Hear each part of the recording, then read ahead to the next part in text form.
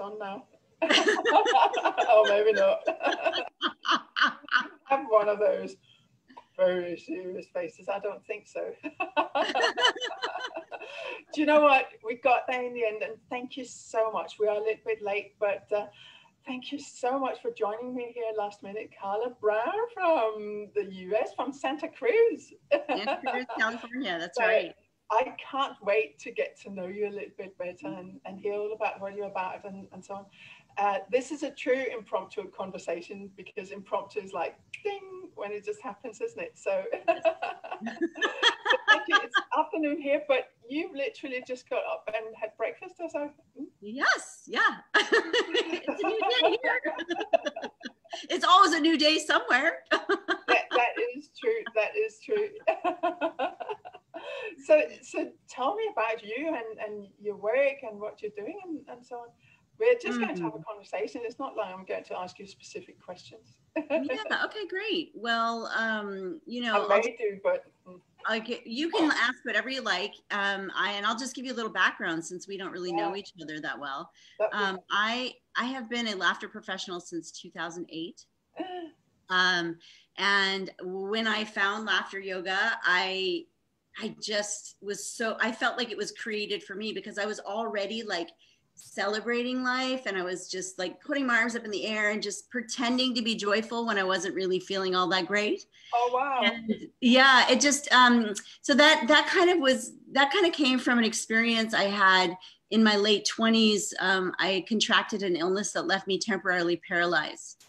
And I got to learn about being with my body in a very uncomfortable way for a long time, you know, and that right there, that's putting a positive spin on it.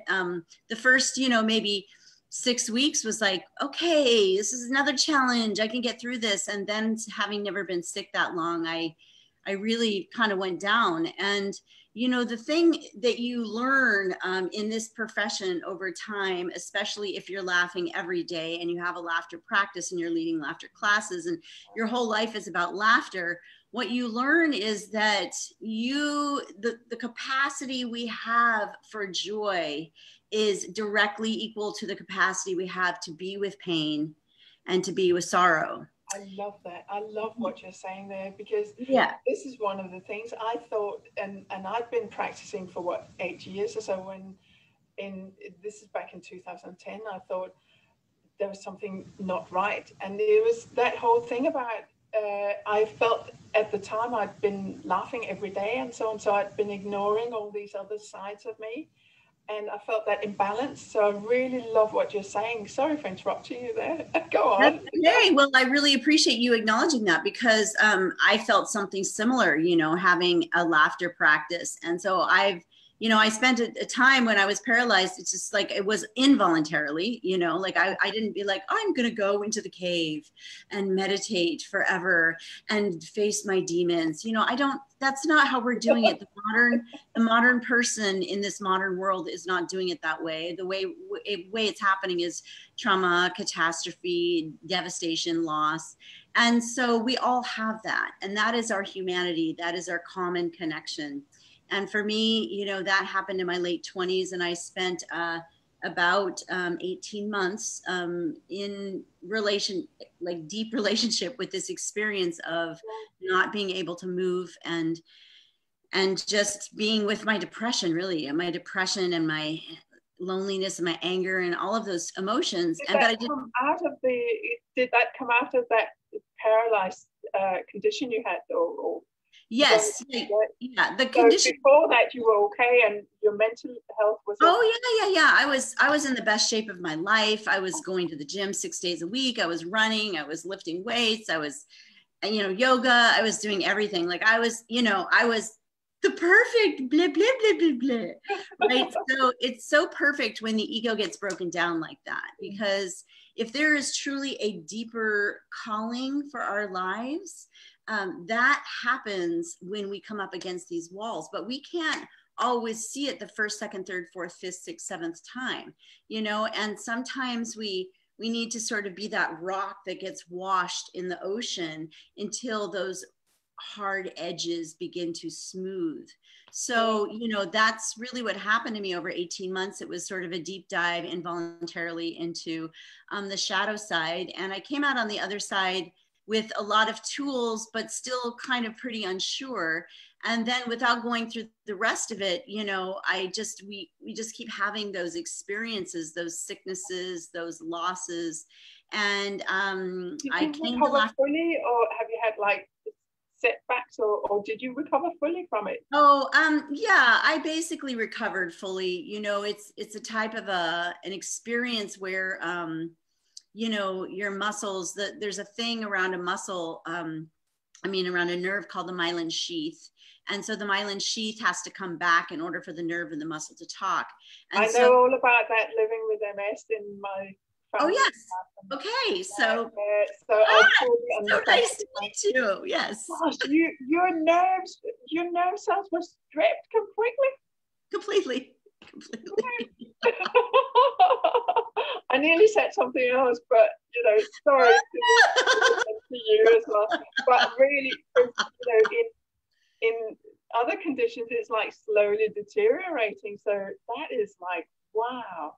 Yeah, no, it's instant like that. Guillain-Barré syndrome is an instant thing, and they used to call it. I'm not exactly sure what they used to call it, but they used to actually bury people alive because they thought they were dead, because their eyes were open and then they would close and then they would be breathing, but then they wouldn't know. It was just this weird thing. So yeah, I recovered fully as I could recover. And it's this particular form of a nervous system issue. It didn't come back, although there are contraindications for me, which I won't get into, but I did eat really well and I took really good care of myself. And so it's been a process of just coming back slowly. And as far as my mental and emotional health. And so it took about 5 years before I kind of just was feeling fuller and richer. And I'd studied a lot of different types of alternative forms of healing, a lot of energy medicine. And I got certified in a lot of different things with energy medicine. And but anyway, I ran into laughter yoga in 2008 when I was living in Texas, and I was having a really hard time, and I knew I needed to laugh because I had already used humor in my presentations. And so that's what introduced me into laughter yoga. And then, you know, I just stuck with it all this time. And really, you know, as a laughter professional, if you're with it long enough, it's not really like, I'm going to stick to this. It's like, this is going to come up through me, despite me, and I'm just going to get out of the way, is what's going to happen. Such a beautiful way of putting it, you know, it really is. Because you know, this is one of the things when you teach and so on, when you teach new leaders or so, trying to explain that when we're in that space of laughter, we're not coming from up here, we are coming from that complete experience that we know because we felt the difference, we've lived it, and it does take time. It does take a little bit of time before you get there. You know, in the beginning, it is thinking about it, overthink it, maybe even. Do you ever overthink things, Carla? Oh, no, never. I never overthink. Never. I'm a recovering overthinker, in fact, most of the time. Good way of putting it. Me too. Yeah, so you know, life, it's really, with life has come this laughter practice, and I just kept showing up. I just kept teaching classes. I just kept making it happen, and gradually created a community around me. And you know, the interesting thing, and I think part of what's really lighting me up right now, is that when you have enough of a practice of laughter, and you know that it brings you into the moment. I always tell my students, laughter is forced breathing, and most people are shallow breathers, and you're making yourself stupid in your brain because you are restricting the amount of oxygen that goes into your head. And so you're freaking out and you're holding your breath. And if you laugh, all of a sudden you're breathing actually like huge amounts of oxygen. So that is what I have used to kind of create a more oxygenated experience in my brain. And it is only when I've always been interested in emotions and emotional health and mental health ever since that experience for me in my late 20s. But it didn't really hit me as deeply until my mom had a stroke in 2017. And I spent a lot of time going back and forth. We were in different states. And she had a stroke in December. She passed the following July. And, you know, at the beginning, I was just very positive, and I stayed, you know, relatively positive, and I increased my meditation practice because I'm a big meditator. And I just... But not in caves. No, not in caves. No, not in caves. We're meditating like in the big bright world here. Yeah, and then she passed, and it was a complicated, many people, you know, experience complicated relationships with people they deeply love. And so I was really navigating that because I was really angry with her, and I was sad, and I was happy, and there was all of these emotions. And so one day I was driving somewhere, and I felt this like heaving sensation. And I had been doing like 45-minute to an hour long laughter sessions with myself, with other people, and just really engaging my diaphragm and, you know, igniting, you know, those receptor sites, and just like, you know, I'm really science geeky. So I was just like, let's go, come on. We're just going to raise our vibration up, like, woo, woo, woo, woo. Yeah. Move the energy, you know, and I'm all about energy, right? I really have studied it, and I know what happens there. And so, but I also have this, she's right here. She doesn't want to show herself on camera, but believe me, she's right here. She's Pollyanna perfectionist. And so she was doing all the right things. She was like the good laughter teacher and student, and the good this and the good that, and doing the good grieving thing. And I was driving along, and I felt this heaving sensation in my chest, and I just felt all anxious. And my mind said, how can that be? You're doing all the right things. And you know, the thing about grief is grief calls forward the parts of you that you didn't know lived inside of you. Do you know, the whole thing is that, first of all, I'm really sorry for your loss. I know it's a couple of years ago, but, you know, if we're close to our moms, it's precious, isn't it? And so on. So, but the thing is, grief is one thing that, you know, we can't predict the way it's going to flow. But the thing is, it will flow through us.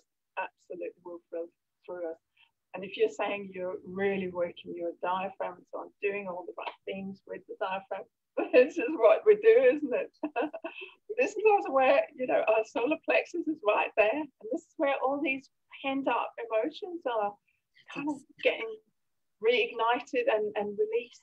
Maybe not reignited, but the release is reignited, isn't it? So yes. Wow. Yeah. So, you know, what I found is that to hold it together as a child, I really needed to do a lot of gripping and holding and compartmentalizing, and it was all unconscious. And we are these amazing, I tell my students and just people when I share it, it's like we really, it is time now to really put ourselves and our bodies front and center and love and celebrate these beautiful bodies, because we are amazing what we have come through.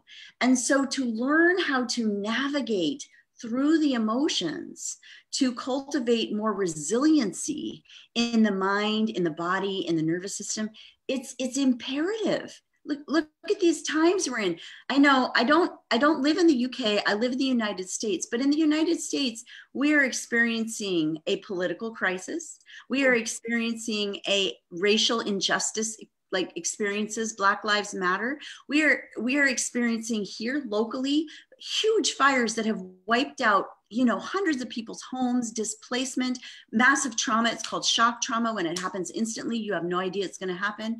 And then globally, you know, environmentally, and then COVID, you know, so this is the time right now. And what people have asked me is, well, you know, I don't know how you can feel joyful when there's so much awfulness and sadness. And I said, that is the great thing. See, because with a laughter practice, you are not feeling joyful for any reason. Like there's no reason. You're going to the gym, you're lifting weights, you're brushing your hair. I call it emotional hygiene. This is what it is. Emotional hygiene. That was one of the words I thought, I love that. I love that word. I saw it and I thought, emotional hygiene, what on earth, But it is true. It is so true. And, we're going through, we may not have the big forest fires, but, we're watching the rest of the world, of course, yeah. And it's just unbelievable what everyone is going through. And I think a lot of people are avoiding to feel, to really allow themselves to feel. And so we go into that mode where we're just angry, because it's kind of like frustration is kind of like an okay thing. Everybody feels it and so on. Where if we suddenly feel joyful for no particular reason, when all this bad stuff is going on around us, someone is going to point their fingers and say, you're not quite right in your head, where actually this is where maybe we are, because we have a choice to see things in a different way and cope with it in a maybe better for us, maybe not better for them, but to really get out there and connect with people who just want change. I think that's what is so important, and the work you do in your communities is just amazing. I've read about it, and I just love what you're doing in empowering. You work in particular with women, don't you? I work a lot with women, especially in the past. I'm moving more towards, so I got into something else called grief yoga, and I felt like I became a certified grief yoga teacher because I really wanted to give people a holy, sacred space to grieve, but also, and to feel and to process anger, but very structured. It's a very structured container, right? Like it's, like we are in a class for this amount of time. I am moving you through these things. We are titrating it. It's not like a whole, like, I'm going to cry and I'm never going to stop crying. You might not even cry. It doesn't really matter. What you're doing is you are learning how to have a relationship with this. And that this is an emotional being also. It's not just a physical being that's like walking around, right? But this is where all the other practices tie so well in with laughter yoga, because laughter yoga is very much the physical activity, but it connects you in with lots of other things that then need the support systems from other branches, like the laughter therapy I run with Melanie Block is quite deep as well, because it does connect in with allowing yourself to grieve and allowing yourself to feel all these things. And I think what you're doing is very much in line with that. It's just amazing. And grief yoga, how beautiful is that? Yeah. I know. I love it. Because here's the thing, the capacity to which we give ourselves permission to hold a sacred space for that grief, we just need to change our perspective. Sometimes we only are seeing the world in just one way.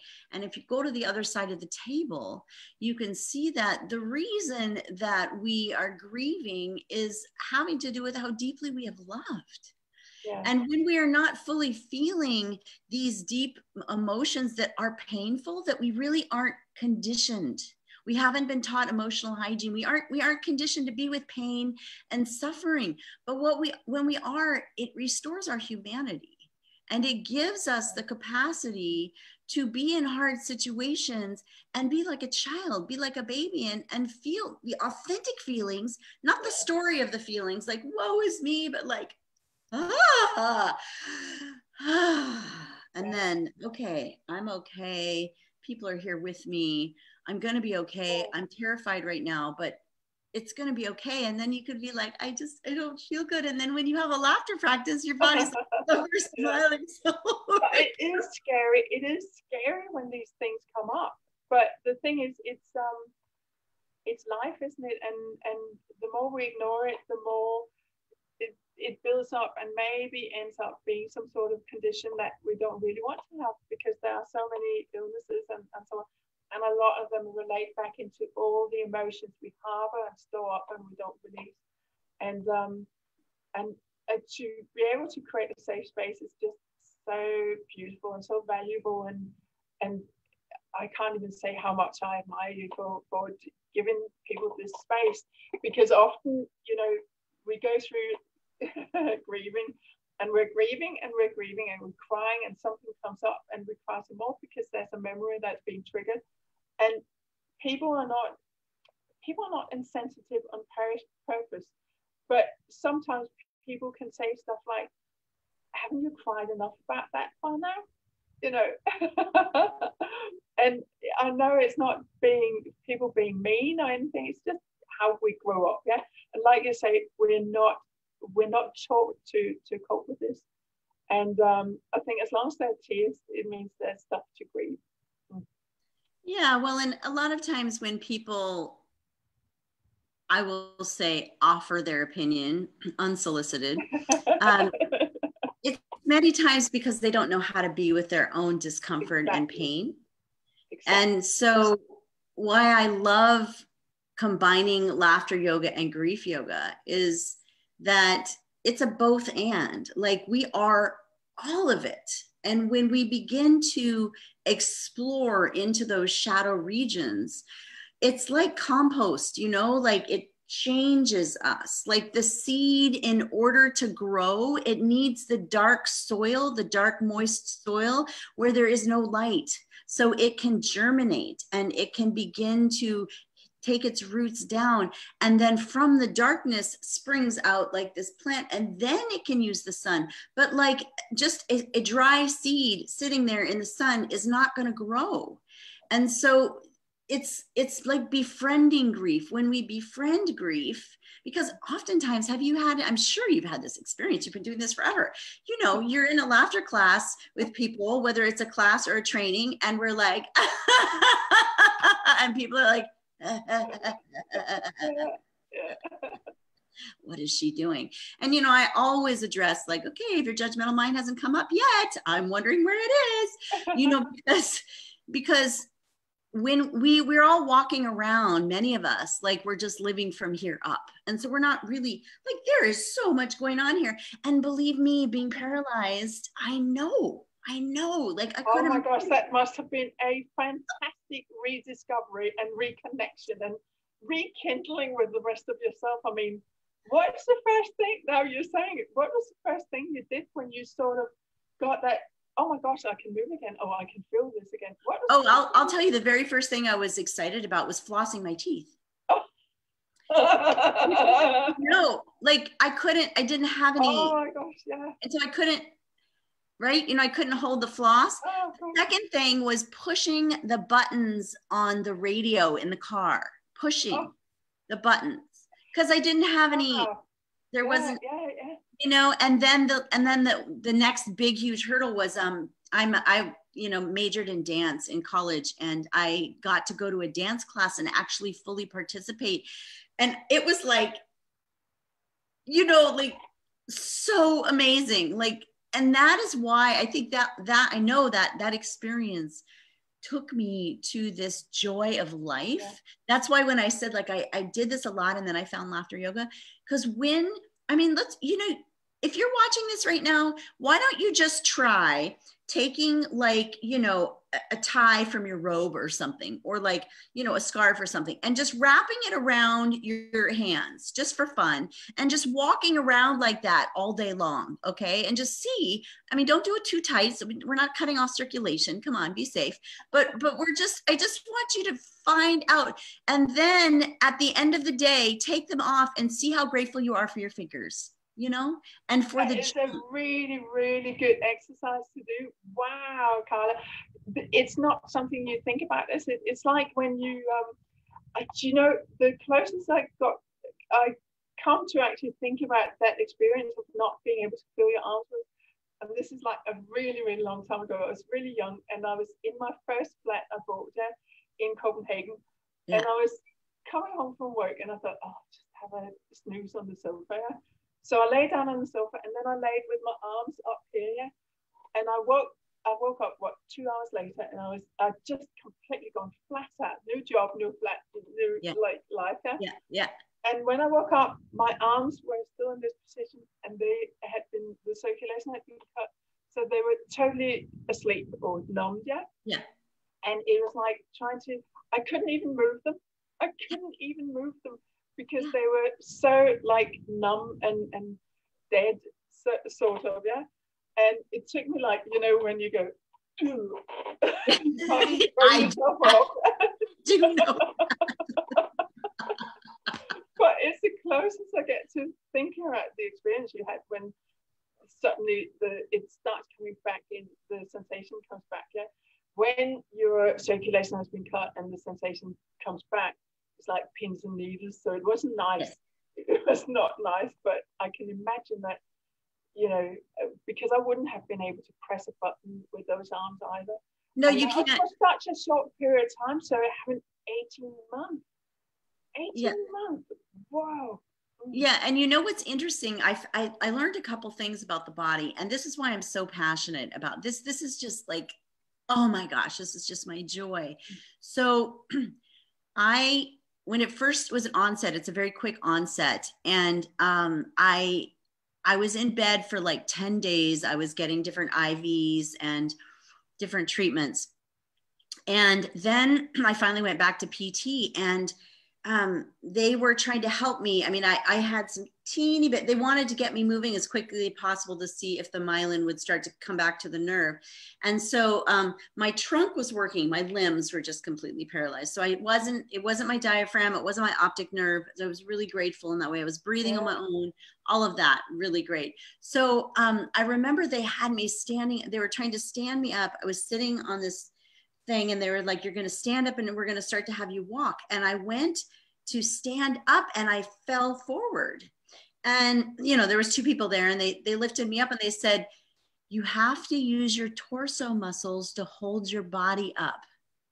And I was like, duh, of course I do. But the muscle memory in 10 days had gone away. Wow. So that was the first little seed that got me to think, we have more power than we think. And when we connect with ourselves in different ways in our bodies, which is why I train people in my laughter classes, like we are going to hold our hands up in the air like this, our arms because we are practicing joy. We're letting our bodies know joy lives here. Joy lives here. You might not know how to feel it, and you might be really pissed off at me right now because you're thinking, what is she doing? This is hard. My muscles hurt. But you know what? If you didn't have these arms, you would probably feel really happy to put them up in the air. And then we take a nice breath in and we let it out. And I'm constantly teaching people that, yes, survival mechanism, fight or flight, alarm, it lives here. Cortisol can be releasing in our system constantly, but joy lives here too. Those happy chemicals that release in laughter, by just going like, hey, it's those neural pathways like, hey, I'm going to feel happy. I don't feel happy, but I'm just going to smile, pretend I'm happy. And then, the muscle memory comes, and then you're with a group, and then the mirror neurons kick in. And then she's like, well, she's doing it. I can do it. And that's how we create this ripple. And the next thing that was the path for me was crying laughter. Crying laughter made me so excited because I thought, and I did my own research into this. I thought, oh yeah, crying, laughing, because of the muscle memory. There's nothing wrong with crying. We all know, the tears and the laughter, it releases the same chemicals, except for the body memory. If it gets stuck, just always grieving and the heaviness, there's a somatic experience happening when we are grieving that we are unconscious about because our body takes on these postures. But this is actually where when we're grieving and allowing ourselves to release the tears, that's when the catharsis and the release happens, and our body stops the somatizing because it releases instead of harboring it. Yeah, and I think that's the beauty of it, that laughter and tears, you can go from one to the next because the diaphragmatic movement is so similar that you don't even notice. I've been, I run I don't know if you know, but I run the telephone laughter club at 7 o'clock every morning here. and we laugh for 10 minutes. And you know, on occasions, and it's like, I don't necessarily know what it is that's going on, but I know that I've probably been due for a good cry. But sometimes I've been on the phone and suddenly I found myself. Yeah. But the sound is so similar as well. And I don't even know if the people on the telephone laughter has been able to notice or anything. But for me, it's just been 10 minutes of just yeah. And then you go swap into crying when you realize, wait a minute, what's going on here? And it just flows like that, and it's beautiful. And I'm sure that's very similar to what people who are. Well, I wonder, Lotte, if you've experienced that way where you are, like, let's say in the crying laughter you've experienced with your students, that when the body is laughing and when we're having a laughter practice and we're practicing empowering poses, opening poses, joyful things, like we're just in that, you know, the body's like, oh, she's smiling, we're releasing chemicals. Oh, she's laughing, we're releasing chemicals. And the longer you do that, it just becomes like, I have trained myself to laugh when stress happens. So then I'm just like laughing, and then I'm calming down, and then I'm breathing, I'm coming back to the present moment, and then I can be more spacious and available to handle the problem. And when we are taking consciously to be like, let's say, just taking laughter and crying, and then saying like, notice your body, like what is the posture that your body holds a lot of the time. Let's be a detective, take your flashlight and let's shine it around, because that is what I love to get people into. Like maybe your parasympathetic nervous system, you know, the part that protects us and it takes us to grieving, which is vital, is just stuck in there. And it's just grieve, and this grief, and this grief. And it becomes less about the actual authentic feeling of love that got broken and twisted and it's being reshaped as the phoenix, and it becomes more of like, oh. And so instead of practicing joy and laughter, we're practicing depression and all of those things. Have you found that? Oh yeah, absolutely. This is the whole thing about, you know, the the whole thing about self-expression. I think people have forgotten self-expression, and that it's okay. And when we forget self-expression, we become these where grief is like, okay, enough, and laughter becomes okay, enough. Yeah. And that's where it's stuck up here instead of really felt in the body, where the benefits are so tremendous. And you know what, for me, it starts when I say to people, okay, take a deep breath in. And when you breathe out, you do it with a ha, because that sound puts a smile on your face, and you cannot avoid connecting with it, starting to feel different. If you do ha with your lips down, like it's not the same sound. And I tell people that, and they totally get it. So it starts with the breath, and it starts with that. Exactly. And it also, that sound ha is a sound of the heart. It's a heart sound. Exactly. Yeah, so it helps to regulate the heart. It activates the electromagnetic field of the heart. Yeah. And I just tell my students like, like, you know, that, you know, you just talked about that little, I call it a little box right here, because when the judgmental mind gets too involved in the body where it doesn't belong there. Then it's just saying all these things that are untrue. And Pollyanna Perfection over here, she totally agrees with living just in this little square right here, because that's the safest thing. But we know that a full, rich, amazing, connected, authentic life has to do with, I just am feeling. You know what? It's one thing you just said, that's the safest thing. Isn't that funny? Because it's actually the unsafest thing, because in this little box is where illness happens, isn't it? You know, if you think about it. And you know, you know, this is where fear happens, and insecurity and worry and so on happens in this box, because what if we come outside?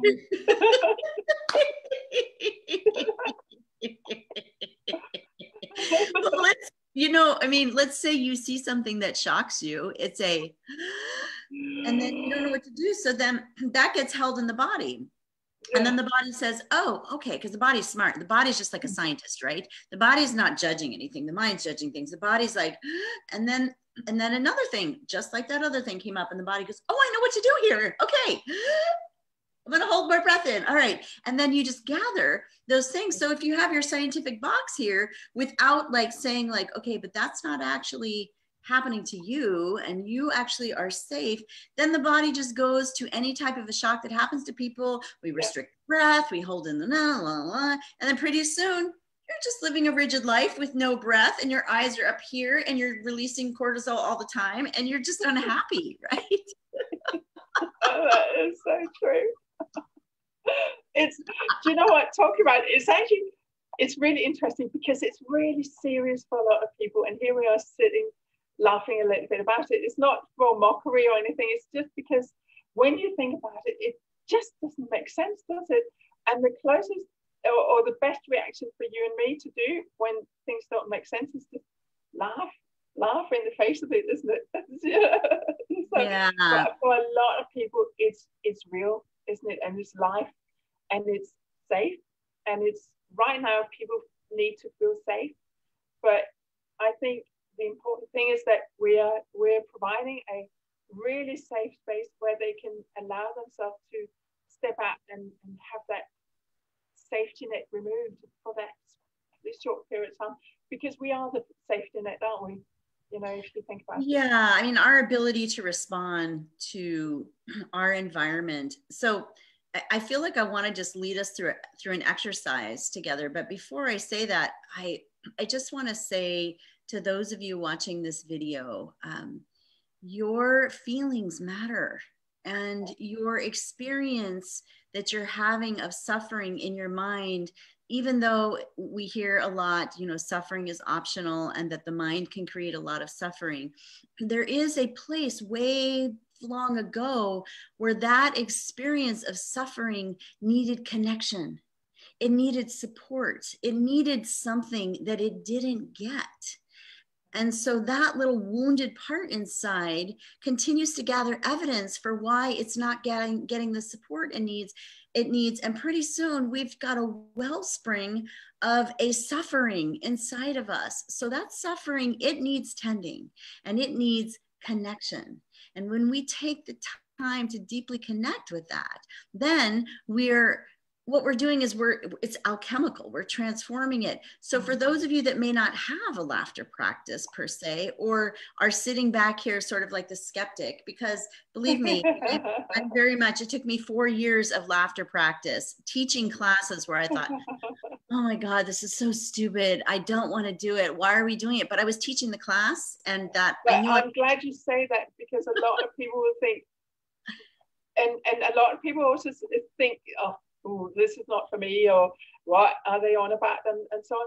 And that's okay as well, because it's not for everybody. But unless you try it, how can you tell it's not for you, and so on.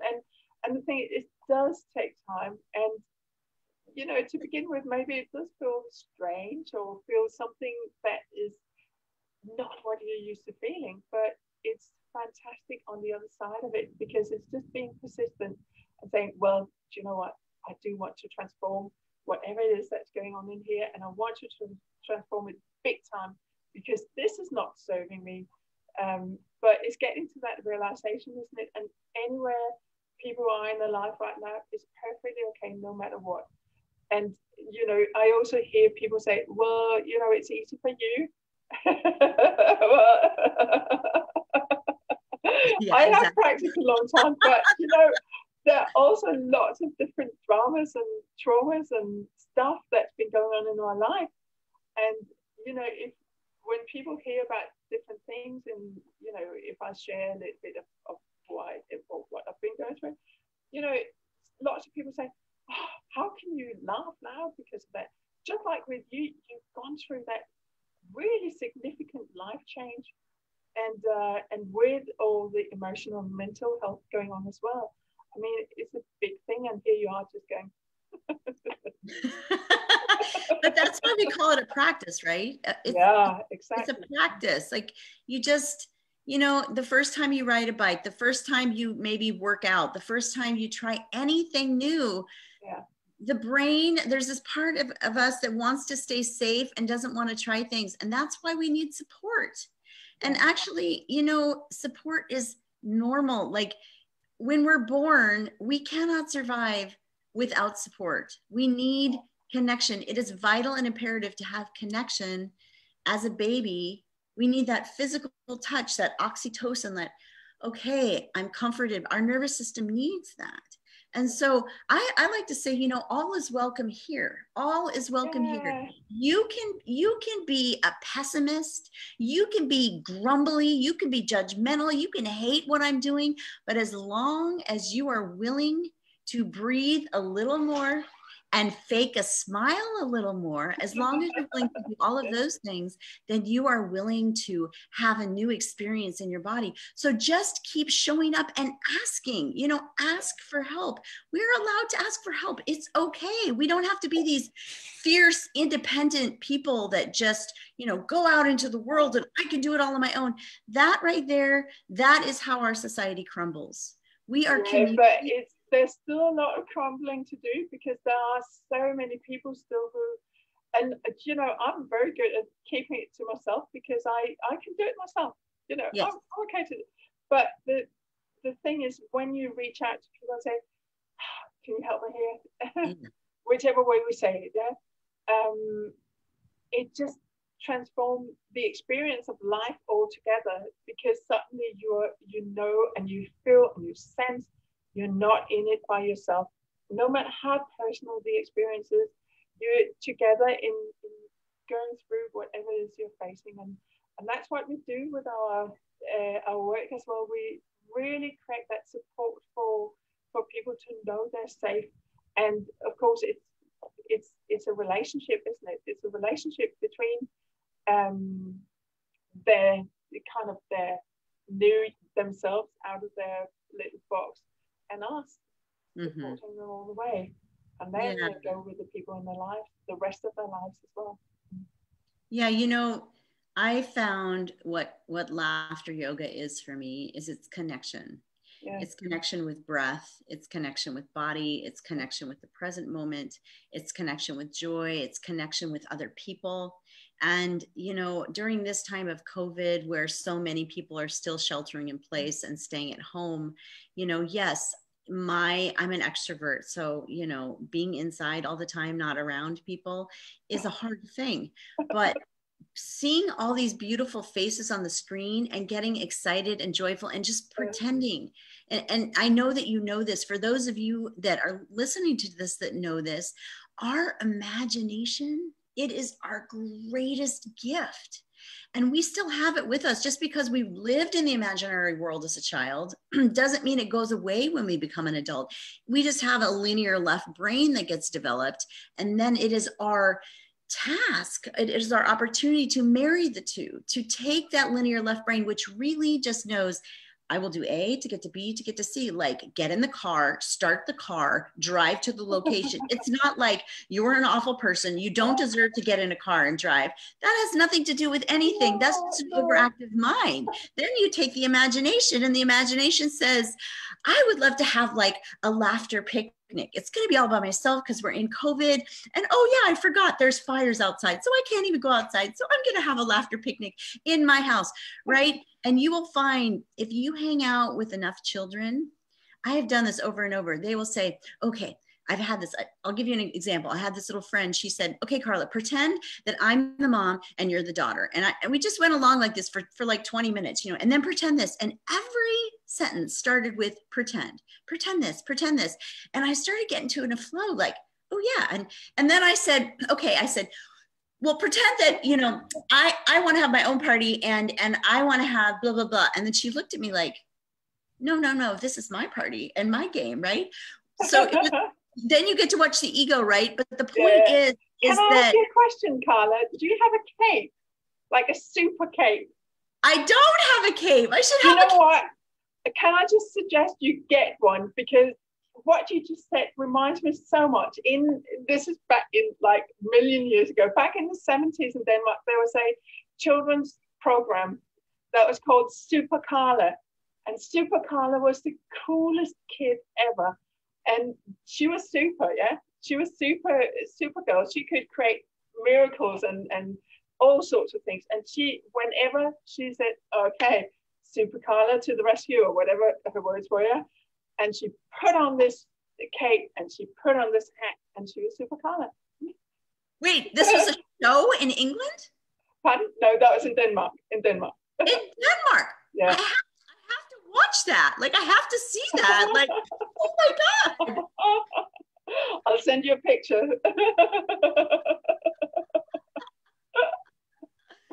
Yeah, so you remind me a little bit of a Super Carla, definitely, because you have that spirit, and you have that spirit of wanting to create change and wanting to help people on the route to transformation and all that positivity and so on. And I think that's what you do in your groups, big time. You know, I do that in my groups, and I'm learning new ways to do that through Zoom. But what it is, Lotte, is that we just need connection. Yeah. Now, laughter is a connector. Anything we do with ourselves that brings us back home to here, it's a connector. Okay. It just happens to be that laughter, for me, I'll speak for myself, it stimulates a flow of joy. And because I'm committed to leaving my childhood in the past, because I grew up way too early as a child, you know, like lots of trauma as a child, our brains are developing from the time we're born until we're in our mid-20s. Okay. Yeah. So if all of our early experiences that have helped shape and develop our brain have happened when we were having trauma, then what we have to do, the science says, for every one negative, we need to put 5 positives in there, because the negativity bias in our brain is like Velcro and the positivity is like Teflon. So we have to continue to practice these things. But guess what? I will tell you from personal experience, from not walking, that the body is super smart and wise and resilient. And you just keep saying, okay, I'm going to wake up and I'm going to learn how to walk today again. Yeah. And you can do it. But you know what? People have done that. You know, you've heard stories of people who've ruptured the spine and the spinal cord and so on. And still they were so determined. This is going to happen. I am going to walk out of this place, even if the doctors say you're never going to walk again. You know, it's so determination and belief, and you know, a little bit of faith. I think you know, all of it combined. I think. Yes. Yeah. Yeah. So I can't believe it's already 5 o'clock, Carla. I thought we were going to have a short talk because you're doing something today. So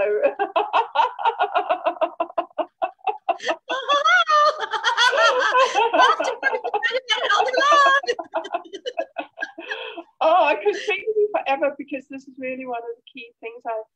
I just, you know, the whole thing about the mental health, which is also what right now we're in the middle of something. We don't know when it's going to change and end. It's probably never going to end. We're always going to be online, yeah. But how is it going to impact people's mental health long term? And this is where, I mean, this is what you do, mental health and laughter yoga.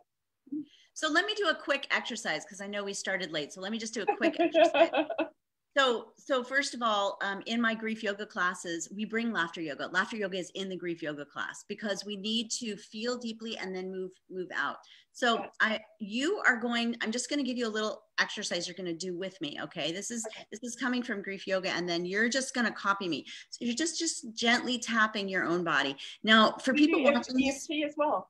Well, I do EFT, but that's not what we're doing right now. Oh, okay. So I want people to know you can do this with people in your life that you trust, because this is a deep connecting exercise and it's a witnessing exercise. And oftentimes our emotions, they don't make sense. So we don't need to bring our critical, judgmental mind into our emotions to figure it out. That's not what emotions are about. Emotions are smelling flowers, they're hugging children, they're feeling a sense of love, and we're feeling the deep loss and the grief of something that we loved. Okay, so it's about love. Emotions are about love. So I'm just going to lead you through this, and me too. So I'm going to show you what it is, and you're going to say, I'm going to say I am, and you're going to say you. So I'm going to use the I, you're going to say you, and you're going to repeat back what I say. So I'm going to say a sentence with an I statement. You're going to repeat back with a you statement.